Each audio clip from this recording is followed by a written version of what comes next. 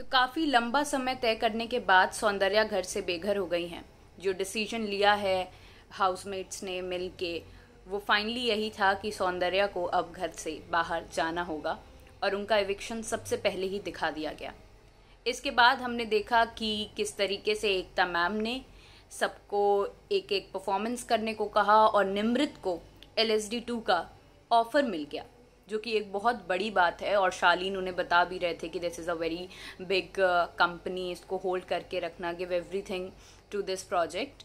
और उसके अलावा टीना, सुम्बुल, अर्चना और साथ ही में प्रियंका, इन 4 लोगों को किसी एक इंसान को इसमें से मिलने वाला है नागिन 7 का ऑफर। जी, एकता मैम ने बोला है कि जिस तरीके से आप लोगों ने परफॉर्म किया है उसके बाद मैं अभी तो ये अनाउंसमेंट नहीं करूंगी कि किसको मैं लेने वाली हूँ नागिन 7 में, लेकिन मैंने सोच लिया है, मैंने वो चीज़ खूबी देख ली है यहाँ पे, और उसके बाद जब आप बाहर घर के निकलेंगे तो you will definitely get a call from me.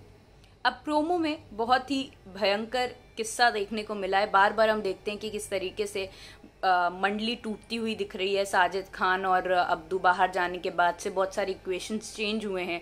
अब मंडली के जो दो सदस्य हैं वो एक दूसरे के पीछे पीछे गॉसिपिंग भी कर रहे हैं। तो आइए जानते हैं क्या दिखाया गया है प्रोमो में मेरे साथ यानी अडिमा के साथ, ओनली ऑन टेली खजाना। तो प्रोमो में ये देखने को मिला है कि निमृत साथ में बैठी हुई हैं शिव के साथ और बोल रही हैं कि हम दोस्तों से ही दिल की बातें करते हैं। और उसी वक्त शायद स्टैन आ जाते हैं और तब निमृत अपनी कम्युनिकेशन, जो भी कॉन्वर्सेशन चल रहा है, वो पूरा नहीं कर पाती हैं। तो वो कहती हैं कि मुझे सबके सामने वोकलाइज नहीं करनी है मेरी फीलिंग्स, तो वो अंदर जाने को कहती हैं, किसी रूम में चलने को कहती हैं शिव को।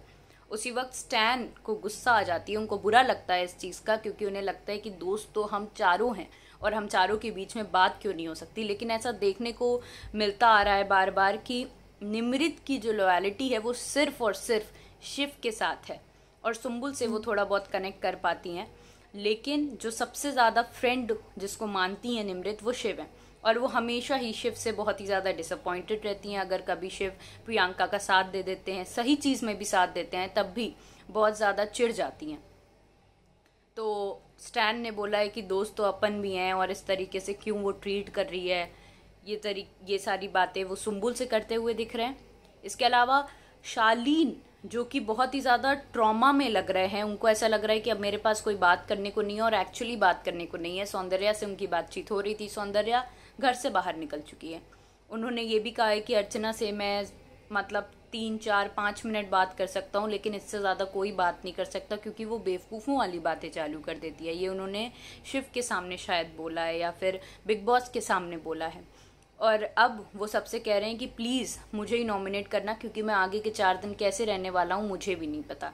साथ ही में प्रियंका, टीना और निमृत के बीच में कम्युनिकेशन चल रही है, वेरी स्ट्रेंज, बट हाँ, इन तीनों के बीच में बातचीत चल रही है शालीन के बारे में। शालीन ने प्रियंका को बोला कि मुझे आपसे बात करनी है, और प्रियंका ने कह दिया सोचूंगी इस बात का। अब बहुत बुरा लग गया है शालीन को, जो कि हो सकता है, लगना भी चाहिए, लेकिन जिस तरीके से शालीन ने बिहेव किया, उनको इस तरीके का ही व्यवहार अब प्रियंका से एक्सपेक्ट करना चाहिए, कोई भी होप नहीं रखनी चाहिए। और एक और किस्सा जो देखने को मिला कि अर्चना किचन में कुछ काम कर रही थी, फिर उन्होंने बहुत ही तेज़ से आवाज़ करी है, कुछ चिल्लाया है उन्होंने। अभी क्या हुआ है ये नहीं पता चला है, क्योंकि सब उनसे पूछ रहे हैं। प्रोमो में एक्चुअली पूरा तो नहीं समझ आता है, लेकिन जितना समझ में आया कि अर्चना को कुछ हुआ है या उनको कुछ लग गई है या उन्होंने कुछ देख लिया है, तो इस वजह से वो बहुत ज़्यादा घबरा गई हैं और चिल्ला रही हैं। तो इसी तरीके की खबरें सुनने के लिए देखते रहिए टेली खजाना, और अगर अभी तक आपने टेली खजाना को सब्सक्राइब नहीं किया है तो तुरंत करिए। Thank you.